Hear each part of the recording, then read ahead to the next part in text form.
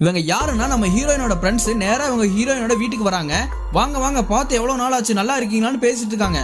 உங்க பையன் வரலையான்னு கேக்குறாங்க. அவன் அவனோட கேர்ள் ஃப்ரெண்டோட பின்னாடி வந்துட்டு இருக்கான்னு சொல்றாரு. நம்ம வெளியே போய் கொஞ்சம் நேரம் சுத்தி பார்த்துட்டு வருவோம்னு சொல்லிட்டு 4 பேர் ஒரு பாருக்கு போறாங்க. அந்த பார்ல இருக்க எல்லாருமே வெச்ச கண்ணு வாங்காம இவங்களையே பார்த்துட்டு இருக்கானுங்க. இவங்களும் என்னடா அது எல்லாரும் நம்மளையே பாக்குறாங்கன்னு சொல்லிட்டு போய் சேர்ல உட்காந்துக்கிறாங்க.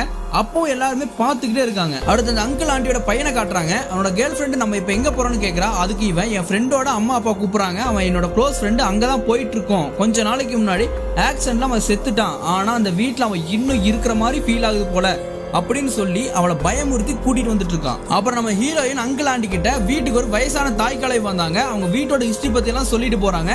வந்தவங்க 2 நிமிஷம் கூட இல்ல, வந்த உடனே போயிட்டாங்கன்னு சொல்லி பேசிட்டு இருக்காங்க. இதெல்லாம் பார்ல வேலை செய்யற பொம்பளை கேட்டுக்கிட்டே இருக்கிறா. அப்புறம் அவங்க பையன் வீட்டுக்கு வந்துடுறான். என்னடா வீட்டுல யாருமே இல்லைன்னு பார்க்கும்போது ஒரு லெட்டர் எழுதி வச்சுட்டு போயிருக்காங்க. நாங்க எல்லாரும் பாருக்கு போறோம், குடிக்கிற மாதிரி இருந்தா நீ அங்க வா, இல்லாட்டி வீட்டுல சாப்பாடு இருக்கு, சாப்பிட்டு ரெஸ்ட் எடுன்னு எழுதி இருக்கு. இவனும் இங்கே இருக்கலாம்னு சொல்லிட்டு வீட்டுக்குள்ள போறான். உள்ள சரக்கு இருக்கு, அதை ஊத்தி இவனும் அவன் கேர்ள் ஃப்ரெண்டு குடிச்சிட்டு இருக்காங்க. இவன் சோபால உட்காந்து பேசிட்டு இருப்பான். அப்ப அவன் கேர்ள் ஃப்ரெண்ட் நின்றுட்டு இருப்பா. இவங்க 2 பேருக்கு பின்னாடி கருப்பு ஒரு உருவம் நின்றுட்டு இருக்கிறதா நமக்கு காட்டுறாங்க. ஆனா அவங்களுக்கு தெரியல.